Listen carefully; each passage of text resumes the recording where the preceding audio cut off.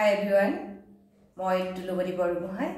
আৰু আপোনালোকক 7 days double চিন চ্যালেঞ্জলৈ স্বাগতম জনাইছো আৰু এই চ্যালেঞ্জত অংশগ্ৰহণ কৰাৰ আগতে আপুনি জানক যে কেনেকৈ ডাবল চিন হয় আৰু আমাৰ এই হাদিনা চ্যালেঞ্জে কেনেকৈ কাম কৰিব আমি বহুতে ভাবো যে ডাবল চিন কেৱল শকত হোৱাৰ কাৰণে হয় আসলে ডাবল চিন কেৱল শকত হোৱাৰ কাৰণে নহয় বৰঞ্চ ডাবল চিনৰ প্ৰথম কাৰণ হৈছে যে আপোনাৰ ৰং বডি পশ্চাৰ আমি বডি পশ্চাৰ ঠিক কৰাত গুৰুত্ব দিব লাগিব যেতিয়া আমি এনেকৈ কুজা হৈ থাকো আমাৰ ডিঙিটো শৰ্টেন হৈ যায় আৰু আমাৰ মাসল বিলাক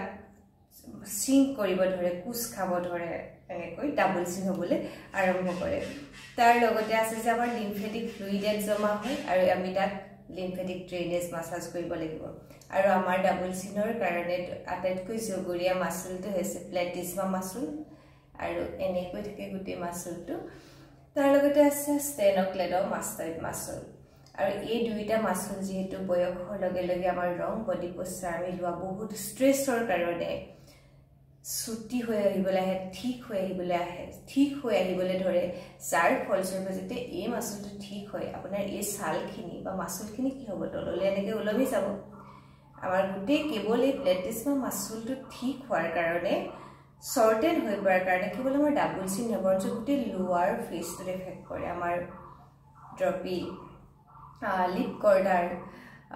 নজেলেবল ফোল্ড গুটি লোৱাৰ ফেচটো তললৈ ডাউন হ'বলৈ ধৰে গতিকে আমি হাদিনা ডাবল চিন চ্যালেঞ্জত কাম কৰি কেনেকৈ প্লেটিছমা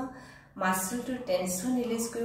কৰিব লাগে কেনেকৈ তাক দীঘল কৰিব পাৰি তাৰ লগত ষ্টেনোক্লেডোমাস্টয়েড মাসলটো কেনেকৈ আমি তাৰ পৰা ষ্ট্ৰেছ নাইকিয়া কৰিম টেনশন নাইকিয়া কৰি তাক সফট কৰিম আৰু দীঘল কৰিম আৰু আপোনালোকে সকলোৱে নিশ্চয় হাজু হ'ব আৰু মনত ৰাখিব আপুনি নিয়মিত অভ্যাস কৰিব লাগিব আৰু যিসকলে ভাবিছে যে এই ফেচ যোগা চ্যালেঞ্জত অংশগ্ৰহণ কৰোঁ তেওঁলোকে এটা কেটি টেপ কিনিবলৈ অৰ্ডাৰ দিব যাতে আমি নিখা লগাব পাৰোঁ আৰু সোনকালে ডাবল চিন নোহোৱা হোৱাত সহায় কৰে